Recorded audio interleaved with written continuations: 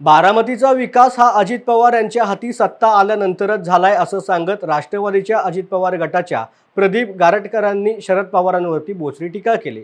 इंदापुरात पत्रकार परिषद घेत असताना ते बोलत होते। गारटकरांनी ही टीका करत असताना असं सांगितलं की रोहित पवार वालचंद नगर येथील शाळेमध्ये शिकायला होते, कारण यावेळेला बारामतीमध्ये शिक्षणाची सोय नव्हती। शरद पवारांच्या रूपाने 2 वेळेला मुख्यमंत्रीपद मिळूनही बारामतीचा विकास होऊ शकला नाही।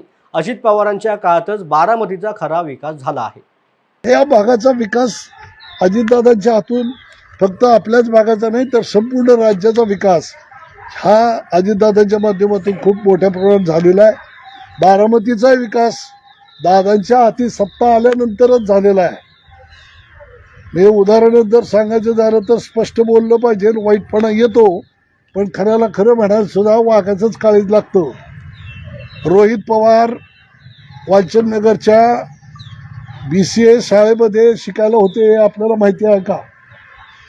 रोहित पवारांचं लहानपणीचं शिक्षण जर वालचंद नगरच्या शाळेत इंदापूर तालुक्यात का झालं तर बारामतीमध्ये त्या पद्धतीची उत्कृष्ट शाळा नव्हती म्हणून।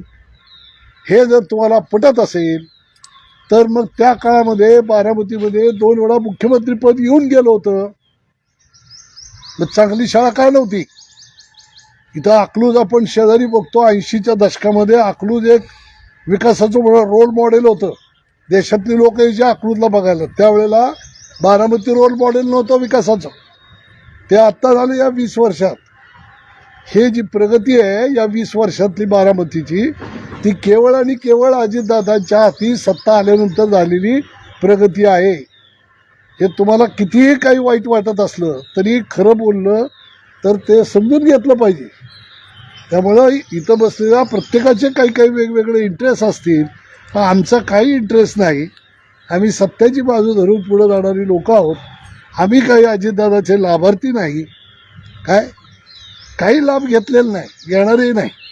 आणि ते आम्हाला काही तिथं देतील असंही काय आमचं मत नाही की देतील असंही काही खात्री नाही, आलं का लक्षात? पण लोकसभेची निवडणूक ही राष्ट्राचं हित डोळ्यासमोर ठेवून आम्ही लोकांमध्ये आक्रमक पद्धतीनं प्रचार करणार।